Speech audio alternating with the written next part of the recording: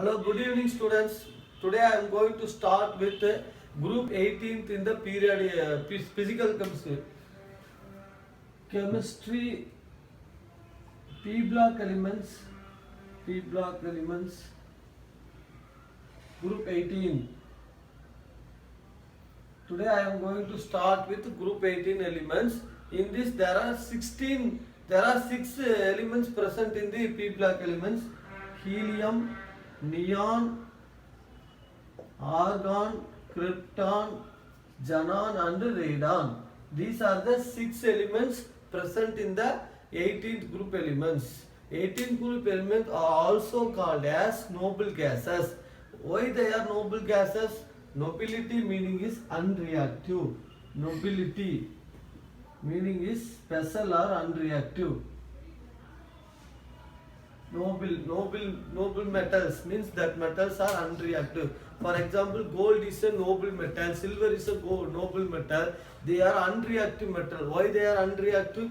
Because they will not react with oxygen. Oxygen can easily react with the other metals. But gold, silver, platinum and all not affected by the air. So they are called noble metals. Like that they are called as noble gases. They are not affected by other elements in the periodic table. Okay, they are gases. So, under certain conditions only, xenon will react with some other compounds to give xenon chloride, xenon oxychloride, xenon oxyfluoride. Like that, some compound will be formed. So these are the some introduction part of 18th group element. Now I am going to tell about the occurrence. Occurrence means where we are getting these type of noble gases. W.H. Ramsay, who discovered helium, and he got Nobel Prize because of finding the helium gas. Helium gas maximum present in sun and stars. Hot air balloon is filled with helium gas. Helium gas is used for meteorological purpose, weather reporting, all those things. So this helium is very important gas. Helium, neon, argon, krypton, xenon and radon. Out of these 6 gases, radon is radioactive element and is short-lived. Radioactive element and short-lived. The atmospheric abundance is 0. Radon is unavailable. The remaining gases are present in less than 1% in dry air. In dry air, the helium, neon, argon, krypton, xenon are present in less than 1%. Right?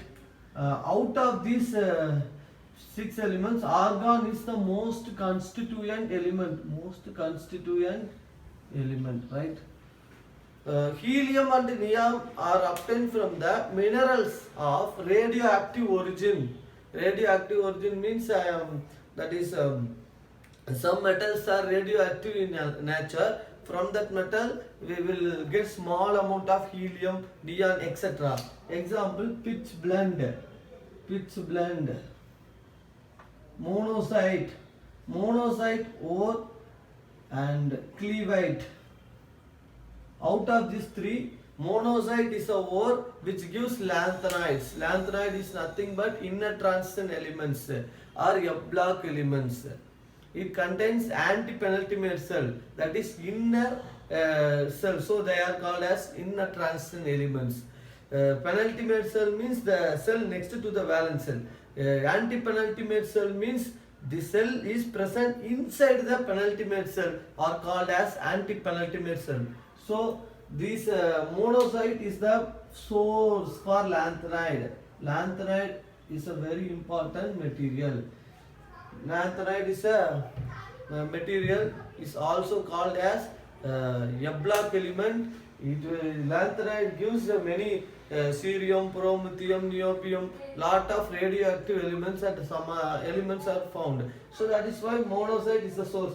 In that, small amount of helium also occur. Radon is obtained by the radioactive disintegration of radium. Radium was discovered by Marie Curie and his husband. So radium is a radioactive element.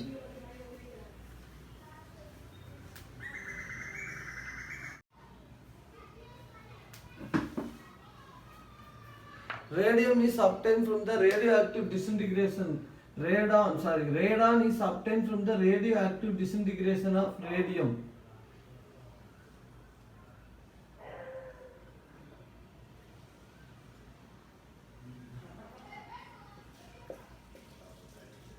So, xenon and radon are rarest elements.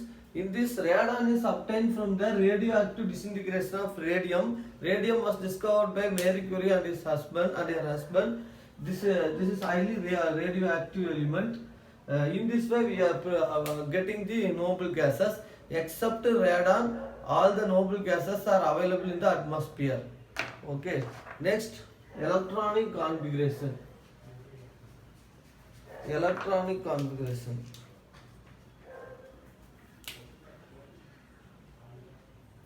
Electronic configuration of noble gases. First, I am going to write a symbol. Helium, neon, argon, krypton, xenon, radon. Atomic number. Next one is atomic number. 2, 10, 18, 36, 54 and 86. Then electronic configuration. Electronic configuration is for helium 1s2, neon helium 2s2 2p6, and argon neon 3s2 3p6, krypton argon 3d10 4s2 4p6, and xenon krypton 4d10 5s2 5p6, and radon xenon 4f14 5d10 6s2 and 6p6. So from this electronic configuration we infer that all this having general electronic configuration is ns2 np6 except helium, which has the electronic configuration of 1s2. The 1s2 configuration is called doublet configuration, and ns2 np6 configuration are called octet configuration.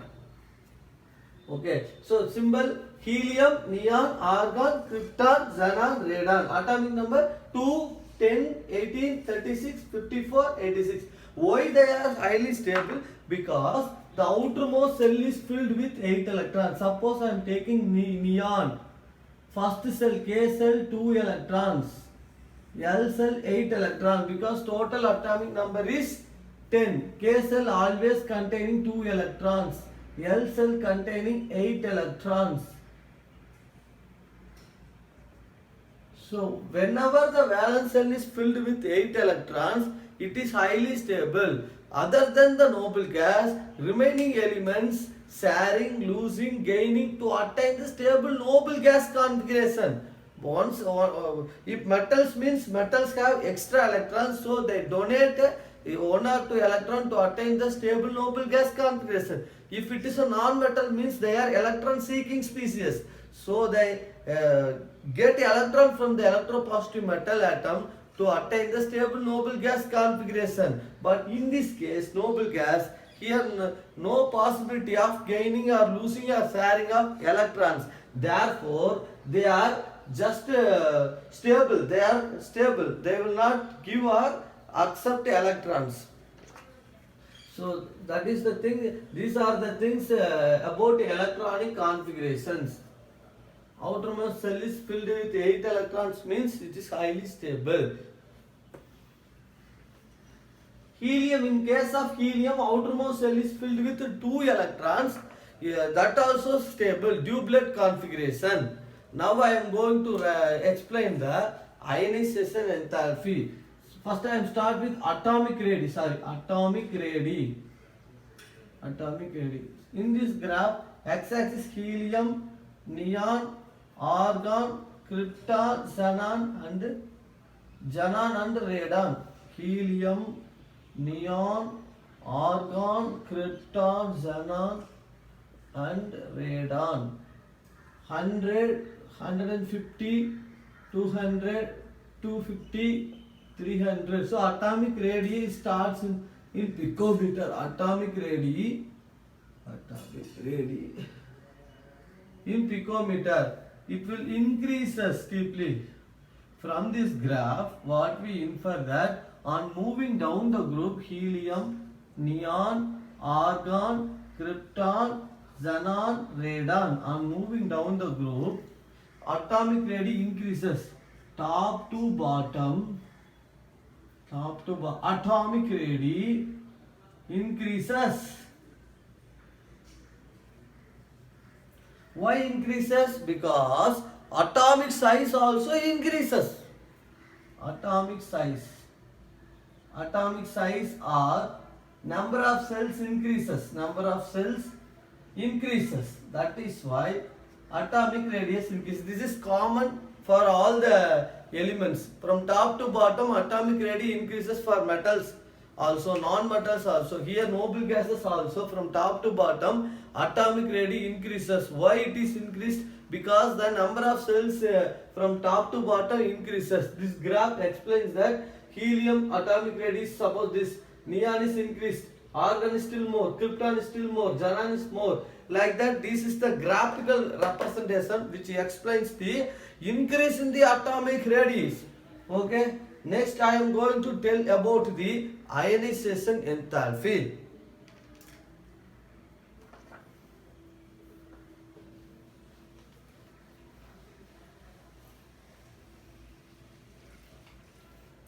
Ionization enthalpy means energy required to remove the electron in the most loosely bounded energy required to remove the most loosely bounded electron in the neutral gaseous atom is called ionization enthalpy. It is divided into first ionization enthalpy, second ionization enthalpy.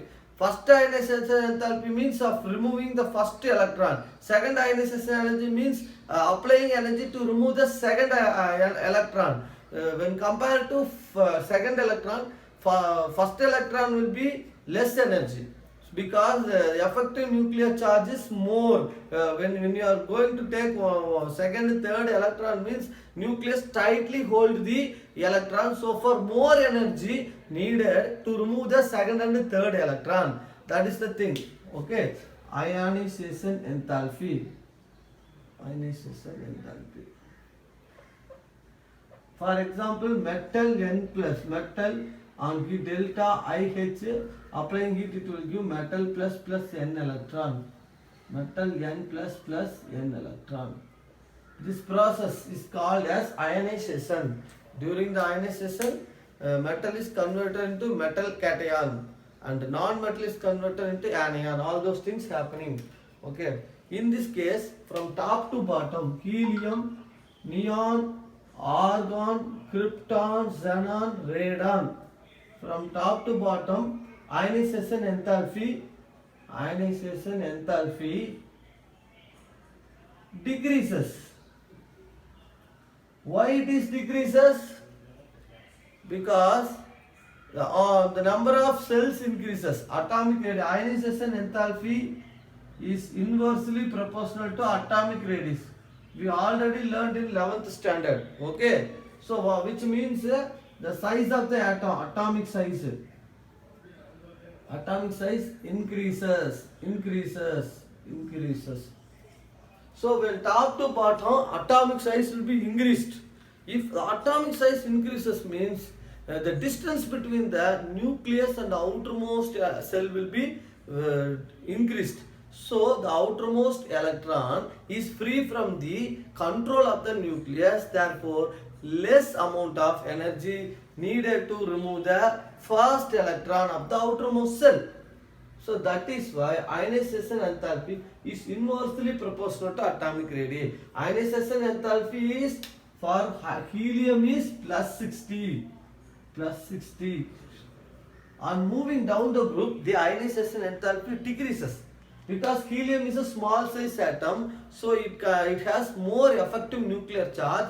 So more energy needed to remove the first electron of the valence shell of the helium. Okay, that is why it is and one more thing, it is the smallest atom.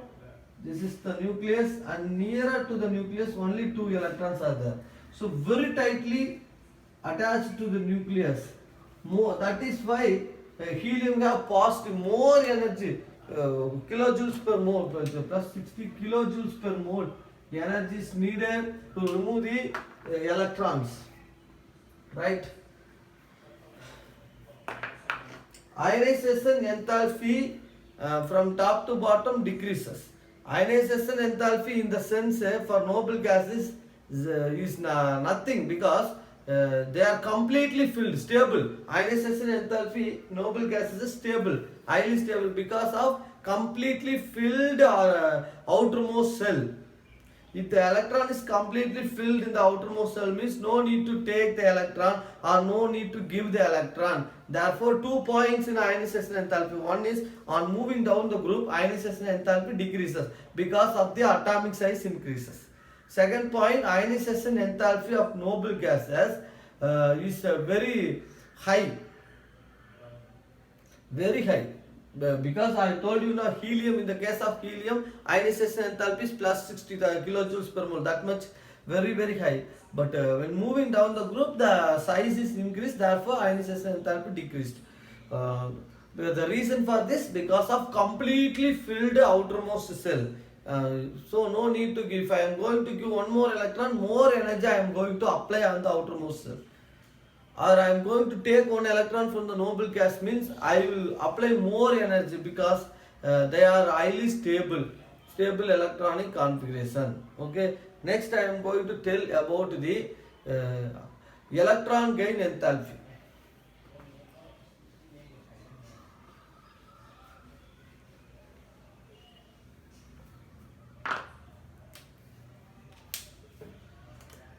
Electron gain enthalpy.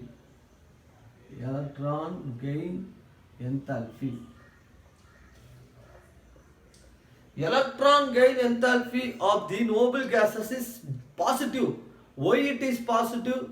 Because the outermost, same reason, completely filled outermost shell. Therefore, no need to add one more electron to the outermost. What is meant by electron gain enthalpy? Amount of energy needed to add one more electron to the outermost shell of the neutral gaseous atom. Example, chlorine gains one electron to form chloride ion. For this, delta Eg gauge is equal to some value. This is called the electron gain enthalpy. Electron gain enthalpy is entirely different from electronegativity. Electronegativity takes place between the shared atoms.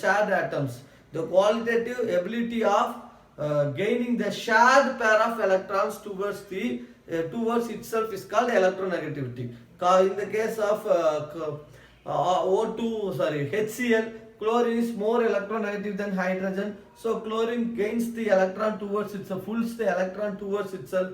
Therefore, hydrogen occurs partial positive charge, where chlorine occurs partial negative charge. This process makes some polarity in the molecule, that is called electronegativity. Electron gain enthalpy means we are going to add one more electron from the outermost shell of the neutral gaseous atom, is called the electron gain enthalpy. So in this noble gases, there is no need to add one more electron, because the outermost shell is filled with 8 electrons. If I am going to add one more electron, means heavy energy will be supplied. So that is also not possible. Now we are going to start with the physical properties. Physical properties of noble gases. Physical properties of noble gases. What are the physical properties? They are monoatomic. Noble gases are monoatomic in nature. Monoatomic.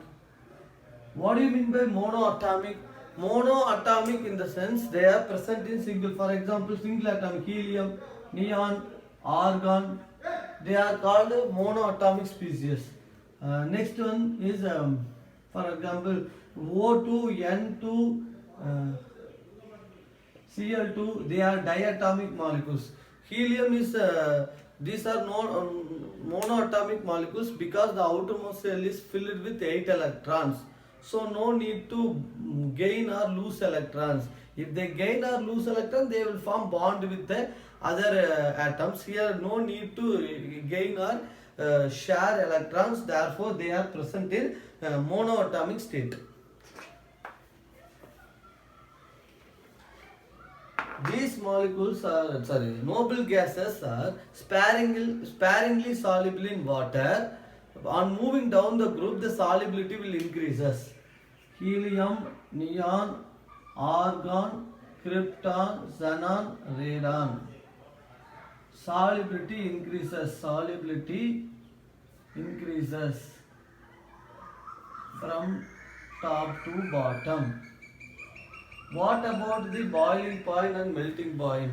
The noble gases have low melting point and boiling point when compared to the remaining elements in the periodic table, because the remaining elements have the covalent bond or ionic bond or hydrogen bond present in them. So more amount of energy needed to break the bond, that is called bond dissociation enthalpy. For the remaining group have more bond dissociation enthalpy than the noble gas, because in noble gases containing only one type of intramolecular interaction called weak dispersion forces.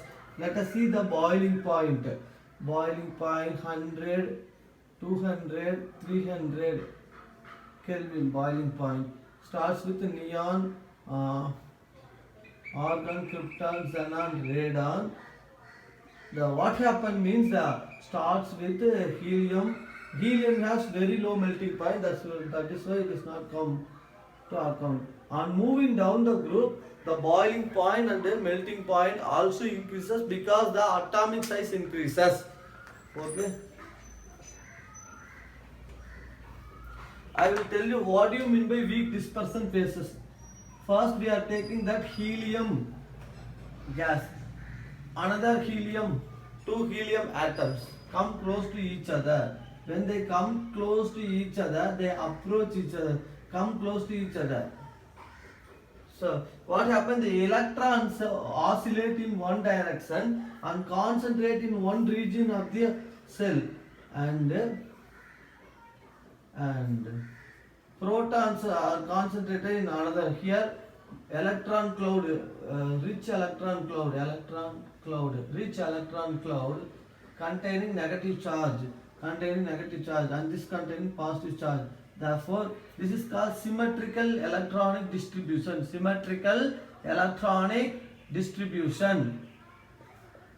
So initially the helium containing a symmetrical electronic distribution due to the oscillation of electron. The negative charges are concentration on one region of the cell and a positive charge are concentrated on another part. Therefore, some unsymmetrical nature produces. This leads to some attraction called as weak dispersion forces. This is called weak dispersion forces or London forces. Friedrich London, yes, German scientist who discovered this, so that the name is called as London forces. So this type of attraction only present in noble gases, so that very less amount of energy needed to break this bond. That is why the melting point and boiling point of noble gases are less. This is called weak dispersion forces.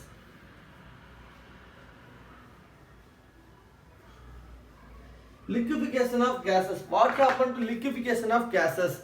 Noble gases are difficult to liquefy because it contains only the van der Waals force of attraction, weak attraction only. So it is very difficult to liquefy the gas. The atoms present in the gas are far away from each other. If I want to liquefy means I am going to compress the gas at a high pressure and low temperature, then only it will be converted into liquid. In the case of noble gases, there is no real attractive forces, only the weak dispersion forces present. Therefore, it is very difficult to liquefy the noble gases. What happened to the adsorption phenomena? Adsorption. Except helium, all the other noble gases are absorbed by coconut charcoal. So it has some absorption tendency. Next I am going to tell about helium. Helium, the boiling point of helium is only 4.1 Kelvin. Boiling point of helium is 4.1 Kelvin. It is the lowest boiling point present in the periodic table, present in the elements in the periodic table. Okay. The other when moving down the group, the boiling point increases. And one more thing, helium is highly diffusible. It diffuses the laboratory materials like rubber, plastic, glass, etc. Thank you, students. Have a nice day. God bless you.